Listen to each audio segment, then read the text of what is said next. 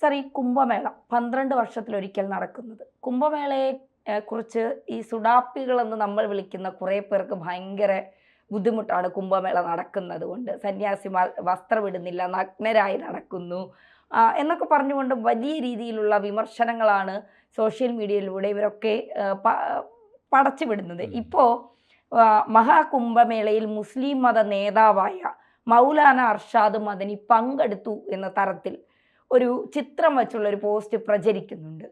അപ്പോൾ ഇതുമായി ബന്ധപ്പെട്ട് കുംഭമേളയിൽ പങ്കെടുത്ത സുലൈമാനി എന്നൊക്കെ പറഞ്ഞുകൊണ്ടാണ് പോസ്റ്റുകൾ പ്രചരിക്കുന്നത്. കുംഭമേള എന്ന് പറയുമ്പോൾ എന്താണ് ഈ ഒരു മതവിഭാഗത്തിന് അല്ലെങ്കിൽ സുഡാപ്പികൾ എന്ന് പറയുന്നവർക്ക് ഇത്ര ബേജാറുണ്ടാവാൻ കാരണം? ഇതൊരു സത്യത്തിൽ ലോകത്തിലെ ഏറ്റവും വലിയ വിസ്മയങ്ങളിലൊന്നായിട്ട് ഈ കുംഭമേള മാറി. ഇതിപ്പം കുംഭമേളയും അർദ്ധകുംഭമേളയും മഹാകുംഭമേളയും ഇത്തവണ നടക്കുന്നത് 144 വർഷത്തിലൊരിക്കൽ നടക്കുന്നതാണെന്ന് പറയപ്പെടുന്നു. മഹാകുംഭമേള.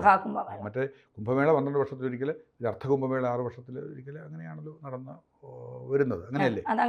അപ്പോൾ ഇത്തവണ നടക്കുന്നത് മഹാകുംഭമേള എന്ന് പറയുന്നതാണ്. ഇത് പിന്നെ അതിൽ പങ്കെടുക്കുന്ന ഏതാണ്ട് 40 കോടി ആളുകൾ പങ്കെടുക്കുന്നു. ഒരു തീർത്ഥാടനമെന്ന് പറയാവുന്ന വസ്തുതയാണ്. ഇത് ഹിന്ദു വിശ്വാസങ്ങളുടെയും ഭാരതീയ സംസ്കാരത്തിൻ്റെയും ഭാരതീയതയുടെയും ഒക്കെ ഒരു വലിയ പ്രതിരൂപമായിട്ടാണ് ഇതിപ്പോൾ വാഴ്ത്തപ്പെടുന്നത്. എന്ന് മാത്രമല്ല, ഇതിൻ്റെ സംഘാടന മികവ് അല്ലെങ്കിൽ സംഘാടന വൈഭവം എന്ന് പറയുന്നത് ലോകത്തെ വിസ്മയിപ്പിക്കുന്നു എന്നുള്ളതാണ് ഒരു പ്രധാനപ്പെട്ട കാര്യം.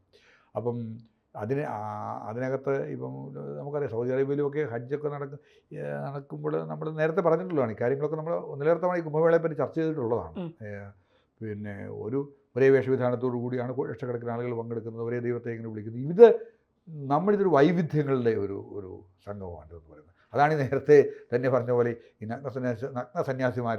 ശരിയാണ്, സന്യാസം എന്ന് പറയുന്ന അവസ്ഥയെപ്പറ്റി അറിയാത്തതുകൊണ്ടാണ് അങ്ങനെ പറയുന്നത്. ഒരു ആധ്യാത്മിക കേന്ദ്രത്തിൽ അപ്പോൾ അവർ അപരിഷ്കൃതമായ ഒരു ഏർപ്പാടെന്ന് തന്നെ കരുതുന്നു. അത് ആധ്യാത്മികമായ വശത്തെപ്പറ്റി ചിന്തിക്കുന്നില്ല. അതവിടെ നിൽക്കട്ടെ. ഞാൻ പറഞ്ഞത് ഇതിൻ്റെ വൈവിധ്യമാണ്, കുംഭമേളയുടെ വൈവിധ്യം എന്ന് പറയുന്നത്. ഇത്രയേറെ വൈവിധ്യപൂർണ്ണമായി ഇത്രയേറെ ആളുകൾ ഒരുമിച്ച് കൂടുന്നു. ഈ രാജ്യത്ത് ഇപ്പോൾ 40 കോടി ആളുകൾ എന്ന് പറയുമ്പോൾ നമ്മുടെ ജനസംഖ്യയുടെ തന്നെ എത്ര 4 പേരൊക്കെ എത്തിച്ചേരുന്നു അവിടെ. നമ്മുടെ ഇന്ത്യയിലെ ലോകത്തെ ഏറ്റവും വലിയ ജനസംഖ്യയുടെ രാജ്യത്തിന് 40% ആളുകൾ അവിടെ എത്തിച്ചേർന്നു. അതും പക്ഷേ ഇതിനകത്തിപ്പം ഈ പറയുന്ന ജംഇയ്യത്തുൽ ഉലമായ ഹിന്ദ് നേതാവ് അർഷാദ് മദനി, മൗലാന അർഷാദ് മദനി, അദ്ദേഹത്തിനെ പറ്റി ഇത് ചെയ്യുന്ന ഒന്നിലേറെ കാര്യങ്ങൾ ഈ കുംഭമേള എന്ന് പറയുന്നത് രാജ്യത്തിൻ്റെ യശസ് ഉയർത്തിയിരിക്കുന്നു. ഇപ്പം വിമർശിക്കുന്നവർ എത്ര വിമർശിച്ചാലും ഇതുപോലൊരു സംഭവം ലോകത്ത് നടക്കുന്നില്ല എന്നുള്ളത് ലോകരാഷ്ട്രങ്ങൾ അംഗീകരിച്ച് കഴിഞ്ഞിരിക്കുന്നു. ലോകം വളരെ ശ്രദ്ധയോടുകൂടി സൂക്ഷ്മമായി ഇങ്ങോട്ടേക്ക് നോക്കിക്കൊണ്ടിരിക്കുന്നു. ഞാൻ നേരത്തെ പറഞ്ഞതുപോലെ ഒരു നേട്ടങ്ങളുണ്ട്. കുംഭമേളയെപ്പറ്റി ഏറ്റവും ആദ്യം ഉയർന്ന വിമർശനം എന്ന് പറയുന്നത് നമ്മുടെ രാജ്യത്ത് ഇവിടെ ഉയർന്ന 7000 കോടി രൂപയോളം കുംഭമേളയ്ക്ക് വേണ്ടി ചെലവഴിക്കുന്നു എന്നുള്ള ഒരു ആരോപണമാണല്ലോ ആദ്യം വരുന്നത്. അപ്പോൾ അത് UP മുഖ്യമന്ത്രി അത് കൃത്യമായിട്ട് ബോധ്യപ്പെടുത്തി കൊടുത്തു. ഇത് മുടക്കുന്നുണ്ട്, ചിലപ്പോൾ 7000-ലും കൂടിയേക്കാം, അതിലും കൂടുതൽ മുടക്കേണ്ടി വന്നേക്കാം. പക്ഷേ അവിടെ എത്തുന്ന ഈ ജനങ്ങളിൽ നിന്ന് സംസ്ഥാനത്തിന് ലഭിക്കുന്ന വരുമാനം എന്ന് പറയുന്നത് 2 ലക്ഷം കോടി രൂപയിലധികമാണ്. ഈ ഒരു സംഭവത്തിലൂടെ അവിടെ എത്തുന്ന ആളുകൾ ചിലവഴിക്കുന്ന പണത്തിലൂടെ, പണത്തിൻ്റെ ക്രയവിക്രയങ്ങളിലൂടെയൊക്കെ നിൽക്കുക. അങ്ങനെ നമ്മുടെ ഖജനാവ് നിറഞ്ഞ് കവിയാൻ പോവാണ് കുംഭമേള കഴിയുമ്പോഴത്തേക്ക്. അത് ഒരുപക്ഷേ ഇത്തരക്കാരെയൊക്കെ നമ്മൾ ഈ പറയുന്ന കക്ഷികളെയൊക്കെ ചിലപ്പോൾ ബുദ്ധിമുട്ടിക്കുന്നവരാണ്. കാരണം യോഗിയാണല്ലോ ഒരു ടാർഗറ്റ്, നരേന്ദ്രമോദി ഒരു ടാർഗറ്റ്, യോഗി വേറൊരു ടാർഗറ്റ്, ഈ നരേന്ദ്രമോദിക്ക് മറ്റൊരു ടാർഗറ്റ്. അപ്പോൾ ഈ മോദിക്ക് ശേഷം യോഗിക്ക് വലിയ പ്രായമില്ല, അദ്ദേഹത്തിന് 52-53 വയസ്സേ ഉള്ളൂ, അത് ഇത്രയേ ഉള്ളൂ. അപ്പോൾ അദ്ദേഹത്തിന് മുമ്പിൽ സാധാരണഗതിയിൽ, പിന്നെ ആയുസിൻ്റെ ഉടമ ഈശ്വരനാണല്ലോ, എങ്കിലും സാധാരണഗതിയിൽ അദ്ദേഹത്തിൻ്റെ മുമ്പിൽ ഒരു വലിയ കാലം നീണ്ടു കിടപ്പുണ്ട്. അപ്പോൾ ഇവരെ ഇനി ഇപ്പോൾ മോഡി കയറി ഇത്രയും കാര്യങ്ങളുണ്ടാക്കി ഈ ഒരുപാട് കാര്യങ്ങൾ നടന്നു. 320-ാം വകുപ്പ് കളഞ്ഞു, പിന്നെ അയോധ്യയിൽ രാമക്ഷേത്രം നിർമ്മിച്ചു, പിന്നെ അങ്ങനെ പൊതു സിവിൽ കോഡ് നടന്നു. അപ്പോൾ ഇത് ഇവിടെങ്ങും നിൽക്കത്തില്ല. ഇപ്പം മോഡി ഇപ്പോൾ സാധാരണഗതിയിൽ ഒരു 75-ാം വയസ്സിൽ ചിലപ്പോൾ മാറിയേക്കാം, ചിലപ്പോൾ അല്ലെങ്കിൽ ഈ ഒരു ടൈം കൂടെ കഴിയുമ്പോൾ 3 ടൈം ആകുമ്പോൾ അദ്ദേഹം സ്വാഭാവികമായും മാറിയേക്കാം. അപ്പോൾ ഇതൊക്കെ ഒഴിഞ്ഞു പോകുമെന്ന് വിചാരിച്ചവരൊക്കെ അത് രക്ഷയില്ല.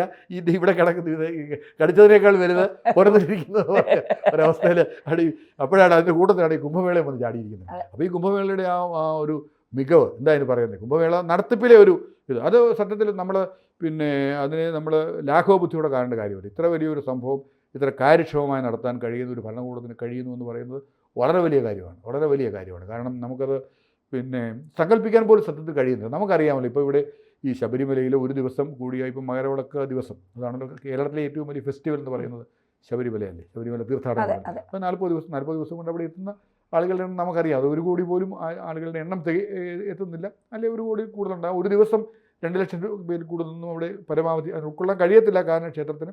എങ്കിൽ പോലും അത് നടത്തിപ്പിന് വേണ്ടി വരുന്ന എന്തൊരു വലിയ തയ്യാറെടുപ്പുകളാണ്. എന്നിട്ട് പോലും പാളിച്ചകൾ അതെ പലപ്പോഴും ഉണ്ടാകും, എപ്പോഴും ഉണ്ടാകും. നമ്മുടെ യാത്രയിൽ, ഭക്ഷണത്തിൽ, ദർശനത്തിൽ ഒക്കെ ഒരുപാടുണ്ടാകുന്ന എല്ലാ വർഷവും ഇത്തവണ താരതമ്യേന പരാതി കുറവായിരുന്നു, അത് സമ്മതിക്കണം. ശബരിമല തീർത്ഥാടനം അതാണ്. അപ്പോൾ ഇത്ര ആളുകൾ പങ്കെടുക്കുന്ന ഇത്ര ചുരുക്കം താരതമ്യേന കേരളത്തിലെ ഏറ്റവും വലിയ സംഭവമാണ്, ഏറ്റവും വലിയ തീർത്ഥാടനമാണ്, ഭാരതത്തിലെ തന്നെ വലിയ തീർത്ഥാടനങ്ങളൊന്നാണ്.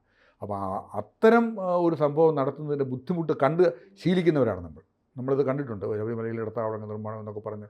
അപ്പോൾ അവിടെയാണ് ഇപ്പോൾ വരുന്നു കിടക്കുന്ന 40 കോടി ആളുകൾ ഇത്രയും ദിവസം കൊണ്ട് അവിടെ എത്തുന്നു എന്ന് പറയുമ്പോൾ അവർക്ക് വേണ്ട ഇൻഫ്രാസ്ട്രക്ചർ, സൗകര്യങ്ങൾ, പിന്നെ ഗംഗാ സ്നാനമാണല്ലോ ഇതിൻ്റെ ഏറ്റവും പ്രധാനപ്പെട്ട കാര്യം. ഗംഗാ സ്നാനം, പുണ്യാവസരങ്ങളുടെ ഗംഗാ സ്നാനമാണ് ഏറ്റവും പ്രധാനപ്പെട്ട കാര്യം. ഇത്രയും ആളുകൾ അതുകൊണ്ടുണ്ടാകുന്ന മലിനീകരണം മൂലം ഉണ്ടാകാവുന്ന പ്രശ്നങ്ങൾ, പമ്പയിലെ പമ്പാനദി ഏതാണ്ട് നശിച്ചു കഴിഞ്ഞിരിക്കുന്നു. അതിലൊരു പ്രധാന പങ്ക് ഈ തീർത്ഥാടകരെ ഉണ്ടാക്കി വെക്കുന്ന കുഴപ്പങ്ങളാണ്. വസ്ത്രങ്ങൾ നിക്ഷേപിക്കുകയും ചെയ്യുന്ന ഒരു കൃത്യമായ ശുചീകരണ പ്രവർത്തനം പമ്പയിൽ നടക്കുന്നില്ല, ഇപ്പോഴും നടക്കുന്നില്ല. പമ്പാ നദി എന്ന് പറയുന്ന നദി ഏതാണ്ട് ഈ കോളിഫ്ലവർ അല്ലെങ്കിൽ ഈ എന്താ ഇതിന് പറയുന്നത്, ഈ ഒരു കോളിഫോമോ അങ്ങനെ കണ്ടൊരു അണുബാധ കൊണ്ട് ഉണ്ടാകുന്ന പ്രശ്നങ്ങൾ പമ്പയെ വല്ലാതെ അലട്ടുന്നു. ഇത്രയും പ്രശ്നങ്ങൾ ഇവിടെ നമ്മൾ കാണുമ്പോഴാണ് ഇത്രയും ആളുകൾ പങ്കെടുക്കുന്ന അവിടെ ഈ ശുചീകരണം അടക്കം, ഈ പിന്നെ നദീ ശുചീകരണം അടക്കം ഒരു പരാതിയും അതിനെപ്പറ്റി കൃത്യമായിട്ട് ചെയ്യുന്നില്ല. പിന്നെ പരാതി ഉണ്ടാക്കാൻ ഇങ്ങനെ കുറേ കക്ഷികളവിടെ ചെന്ന് കഴിഞ്ഞാൽ നമുക്ക് അതിനെ അങ്ങനെ പ്രത്യേകിച്ചൊന്നും ചെയ്യേണ്ട കാര്യമില്ല. അതവിടെ അല്ല സാർ, ഇപ്പോൾ ഇത് പ്രചരിക്കുന്നത് മനഃപൂർവ്വം പ്രചരിപ്പിക്കുന്നതാണ്. ഇത് കുംഭമേളയിലുള്ള വീഡിയോ അല്ല ഈ മുസ്ലിം മത നേതാവ് പങ്കെടുത്തത്. ഇത് 2013 ജനുവരിയിൽ ഹരിദ്വാറിൽ വെച്ച് മൗലാന അർഷാദ് മദനിയും സ്വാമി കൈലാസാനന്ദഗിരിയും തമ്മിൽ കൂടിക്കാഴ്ച നടത്തിയിരുന്നു. അതിന്റെ ചിത്രങ്ങൾ ഇപ്പോൾ പ്രചരിപ്പിച്ചുകൊണ്ടാണ് ഇത്തരത്തിലുള്ള അതായത് ഒരു മുസ്ലിം മത നേതാവ് കുംഭമേളയിൽ വന്നു കഴിഞ്ഞാൽ എന്തോ സംഭവിച്ചു പോകുന്നു എന്നാണ് പലരും കരുതുന്നത്. എന്നല്ല, ഞാൻ നേരത്തെ പറഞ്ഞതുപോലെ ബോധപൂർവമായ ശ്രമങ്ങൾ ഉണ്ടാകാം, അല്ലായിരിക്കും. പക്ഷേ ഇത് നമ്മൾ ശ്രദ്ധിക്കേണ്ട വസ്തുത എന്ന് പറയുന്നത് ഇതൊരു സർവ്വമത സമന്വയ ഭാവത്തിൻ്റെയും കൂടിയാണെന്ന് നമുക്ക് പറയാം. കാരണം ഞാൻ പറഞ്ഞല്ലോ, ഇപ്പം മുസ്ലിങ്ങളല്ല അല്ലെ ഹിന്ദുക്കളാണെന്ന് പറഞ്ഞാൽ ഹിന്ദു മതത്തിലെ എല്ലാ വിഭാഗങ്ങളും അവിടെ എത്തിച്ചേരുന്നു. അവിടെ ചെന്നു അതിനകത്ത് എല്ലാ വിഭാഗക്കാരും അവിടെ എത്തിച്ചേരുന്നു. അതിനെ ഒരു കേവലമായ ജാതി മത കാര്യത്തിലേക്ക് ചിന്ത വളർന്നു കഴിഞ്ഞിരിക്കുന്നു, സന്ദേശങ്ങൾ വളർന്നു കഴിഞ്ഞിരിക്കുന്നു. അപ്പോൾ ഇത്തരം ചിത്രങ്ങൾ പ്രചരിപ്പിക്കുകയും ഇദ്ദേഹത്തെ പോലെയുള്ളവർ അവിടെ എത്തി കുഴപ്പങ്ങൾ ഉണ്ടാക്കാൻ ശ്രമിക്കുന്നു എന്നൊരു നറേറ്റീവ് ഉണ്ടാക്കാൻ വേണ്ടി തന്നെയാണ് അങ്ങനെ ചെയ്യുന്നത്. ഇങ്ങനെ വ്യാജ വീഡിയോ ഒക്കെ പ്രചരിപ്പിക്കുന്നു എന്ന് പറയുന്നത്.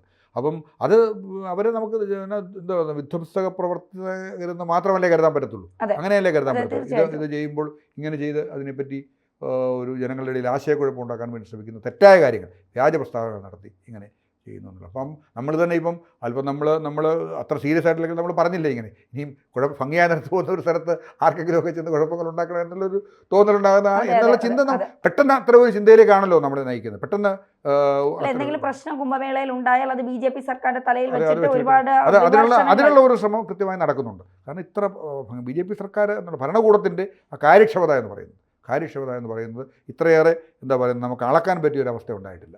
അപ്പോൾ എന്തെങ്കിലും കുഴപ്പങ്ങൾ അവിടെ ഇല്ലെങ്കിൽ അതൊരു വലിയ കുഴപ്പത്തിലേക്ക് പോകുമെന്നുള്ള ചിന്തിക്കുന്ന വിഭാഗങ്ങളുണ്ട് രാജ്യത്ത്, തീർച്ചയായിട്ടും ഉണ്ട്. അവരാണ് ഇത്തരത്തിൽപ്പെട്ട ഒരു തെറ്റായ കാര്യങ്ങൾ ബോധപൂർവ്വം പ്രചരിപ്പിക്കാൻ ശ്രമിക്കുന്നത് എന്ന് വേണം നമുക്ക് കരുതാൻ.